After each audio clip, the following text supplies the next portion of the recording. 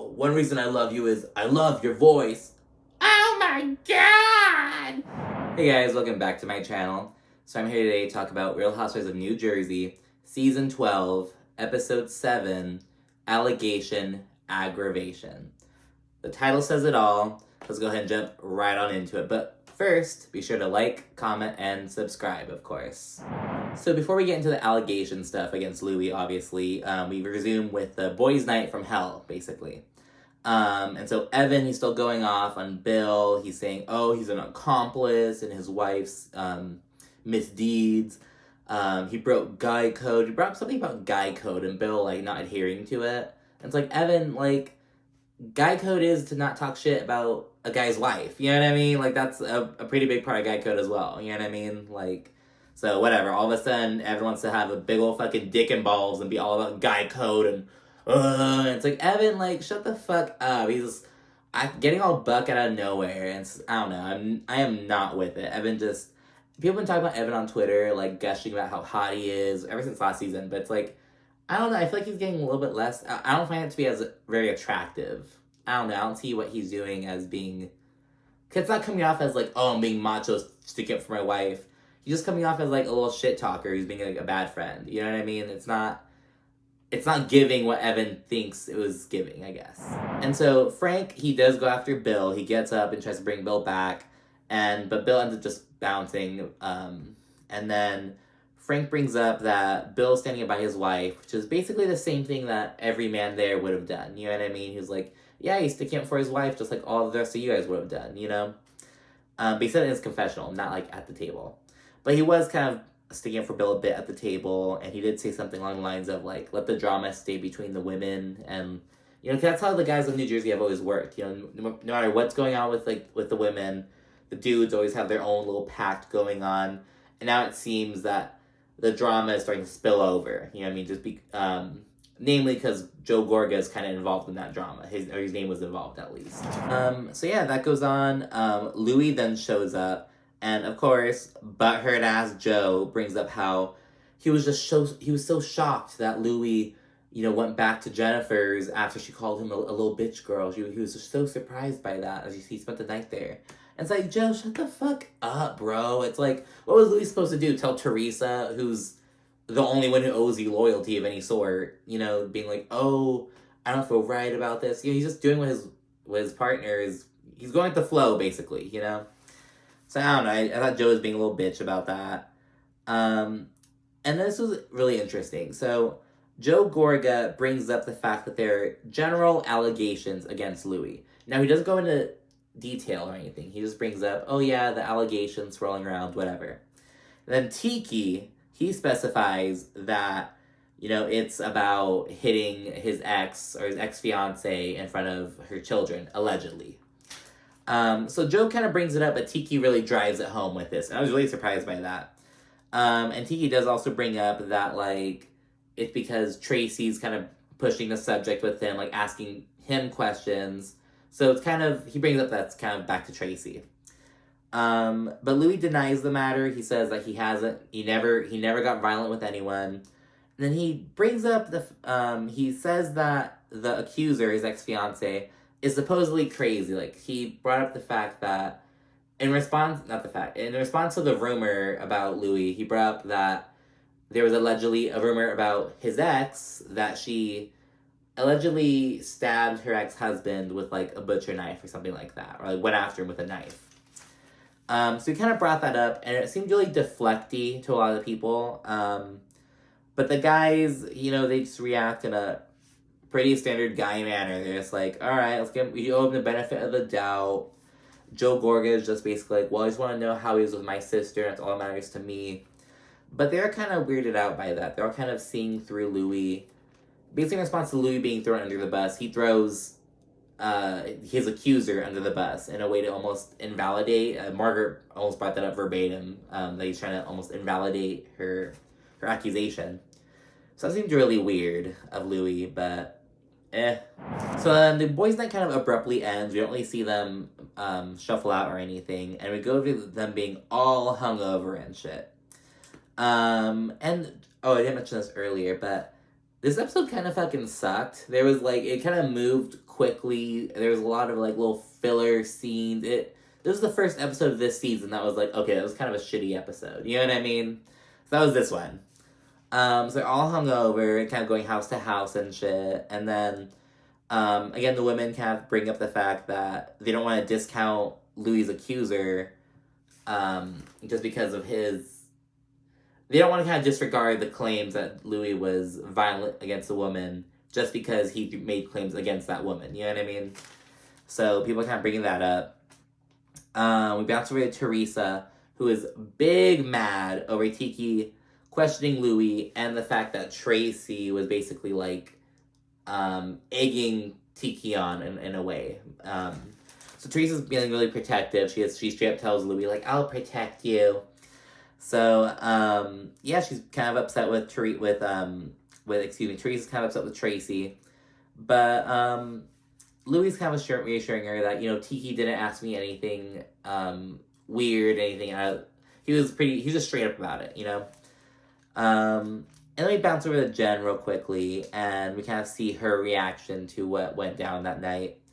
And so Jen's happy that Bill stuck up for her, you know, first and foremost, because earlier, back at the little barbecue they were having at the shore house, she was upset that Bill didn't jump in to defend Jen. So now she's like, oh, I'm glad that you kind of stuck up for me in a way, and, you know, whatever. But she is kind of unhappy with him because she wants him to show more emotion and to communicate better. Because Bill's kind of closed off in a lot of different ways. Like last week, I was like, I would have been pissed at Joe Gorga and Evan. But Joe was just kind of like, Bill. I'm sure Bill was pissed about it, but he just, like, got up and left. He removed himself from the situation. So he is more closed off, I guess, to show his emotions as much as Jennifer would like. But so that's what she's on right now. And then we bounce on the next scene. So it's Dolores and her kids, and they're all worried about her mom. Because in the last episode, we learned that Dolores' mom, Valerie, her heart was at, like, a 90% blockage. She needed, like, a triple bypass surgery. And so, yeah, we're kind of worried about the mom. We find out, again, that Dolores' kids are still talking to David hella often. I believe her daughter, Gabby, was like, yeah, I talk to him every day. Even though Dolores doesn't speak to him at all. So it's kind of a weird dynamic. Frankie says, oh, it's a sad situation. But I think it's a weird situation, you know, like, just to not talk at all. And not even, like, small talk or, like, a courtesy kind of thing. But just because of the fact that he's so cool with, like, literally the rest of Dolores' family except her, you know? So, yeah, there's just a bunch of filler shit, just kind of bouncing household to household, nothing too significant. It was really, really evident there's filler stuff in. Then we go over to Margaret, and we see that Margaret's reaching out to Dolores via the phone, and she's kind of comforting her, and she offers to pamper her with a spa day with Dolores.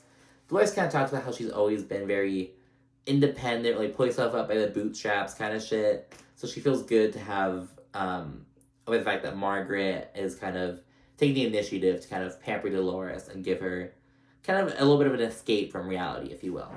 Then we bounce over to Teresa real quick. She's getting ready to celebrate her and Louis' 1-year anniversary. It's her and her two older daughters, Gia and Gabriella. And Gia says that she was skeptical of Louis at first because of all the rumors about him.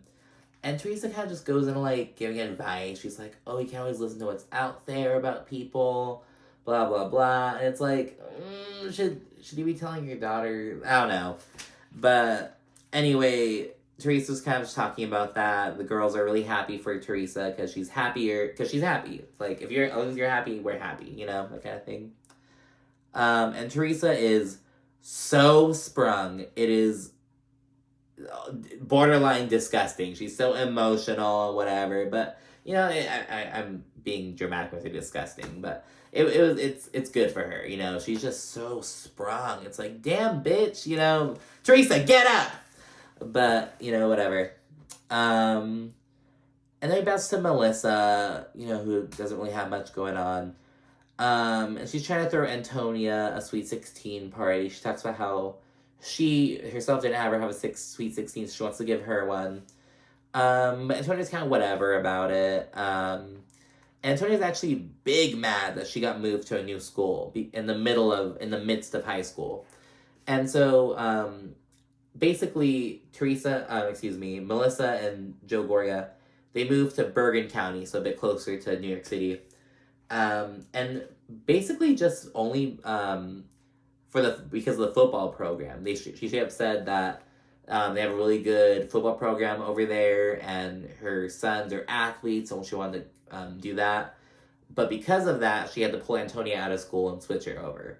And so Antonia's really upset about that. She's like, it's in the middle of high school. I'm like 15, which is a really formative time. I get it, you know. Like, I started new school when I was like in 7th grade, but that wasn't like a big deal. It's 7th grade, whatever. But I think it's a bigger deal when it's like 10th, 11th grade, you know, but it is what it is. And so yeah, that's it. Antonia's just big mad at Melissa right now, and Melissa's just basically dealing with that. Melissa does not have anything going on. I swear to God. She's only on the show because of fucking Teresa at this point. And then we segue over to Teresa and Louis, and they're having a romantic evening on a yacht. And then Louis is the biggest fucking cornball I've ever seen in my fucking life. And he has someone bring out like a whole ass scroll he had like made. And it's full of like a fucking 20 commandments about reasons why he loves Teresa. And it's just like, it was just so weird. And Teresa was just so wet over it. She's like, oh my gosh, he brought a scroll. It shows how much you care and listen. And he, this little says all kinds of like different reasons he loves her. He says some shit like, oh, one reason I love you is I love your voice. Oh my God! It's disgusting. But anyway, they're on some good shit, you know, they're having a blast. It's so corny. It's like a Hallmark movie, you know what I mean? In that sense. And so then we go to Margaret's spa party, and it's basically everyone except Jennifer. Margaret straight said, she was like, I feel like now's not the time to like stir shit up, have everyone feeling on eggshells, have drama. We should just be chilling, spa day. Even though everyone's still kind of talking behind people's, whatever, we'll get into that. And so they're all together. Margaret brings up the Louis shit, of course. That's a major part of Margaret's storyline this season. But Melissa isn't touching it with a 10-foot pole. She straight up says, you know what, Joe and I are staying out of this. We're trying to sling mud at Louis. I'm out of this. And I appreciate it if everyone would stop talking about it, you know? But of course, Margaret's not going to stop. And then, confessional Teresa, she says that Tracy needs to mind her business. She's kind of still upset with her. But she doesn't confront her at the spa. She kind of keeps it in the back of her mind. She just puts it off. It's a relaxing day for Margaret. And then Dolores, the person's all for her, she gets there and she shares that her mom isn't doing super well. But she's at David's by her mom's side at all her doctor's appointments and shit. Despite the fact that he's not speaking to her. And so then the girls kind of split up into groups of 3, and then 3 and 3. It's Dolores, Teresa, and Jackie all together getting massages. And then it's Melissa, Margaret, and Tracy just outside. And so they're all in little pods doing their thing. And while Dolores, Teresa, and Jackie are together, Teresa shares that she thinks Tracy is a bit much. She feels she's minding her own business a bit, blah, blah, blah. So she is venting about Tracy a bit, but again, it's nothing to Tracy's face at this point yet. And then everyone starts talking about Jen again. The woman of the hour who isn't even there. And when there, Dolores kind of sticks up for Jen a little bit. She says that while she acknowledges that Jen is being hypocritical, she knows that Jen's hurt and that Jen isn't the only one who's at fault. She does say that, yeah, Jen's being hypocritical, but Margaret intentionally opened up a wound that Jennifer had never healed from, you know? So Dolores just kind of stick up for her, which is, you know, whatever. And so then we get to the final scene, which is happening concurrently while the girls are at the spa. Jennifer and her brother meet up, and the one who's a music teacher. And then she says that she told her mom about the affair. So first she told her siblings about what was going on, what had happened. And then she was like, all right, well, I have to tell mom, even though she really didn't want to. And so she opened up to her mom about it, and the mom was really upset with Margaret. And Jennifer does bring up that she feels that her mom isn't going to be upset at Bill because the old traditional mentality in her mind is going to be like, oh, well, you know, he's the man, things happen. But Margaret, she stuck her nose in the wrong place. That woman needs to, you know, that kind of thing. So she feels that's going to go down, and Jennifer is really struggling with the affair being made public. Her brother, I think his name's Steven, her brother asks her, he's like, well, how are you holding up? And Jennifer gets emotional, and it was that kind of moment. As we see her really struggling with reality at that point, and we know that things will unfold a bit more with her and Bill as the season goes on. And that was literally it. So yeah, there was a little bit of like in between filler shit, nothing super significant, but as in like the big major parts of the story, that was basically it. It was a pretty shitty episode, if I'm really honest. And at the end of the episode, they also played the mid-season trailer, like, still to come on this season of Real Housewives of New Jersey. And it didn't seem, we know that, like, some shit goes down between Teresa and Margaret and Dolores a little bit. But nothing, I don't know. I really hope, this season of New Jersey started out pretty strong and it was really good, but now I feel like we're at that little dipping point right now, but I'm hoping it picks back up. I hope to God it picks back up. But at any rate, that's it for this week. So thanks again for watching. Be sure to like, comment, and subscribe, and I'll see you again next week. Bye.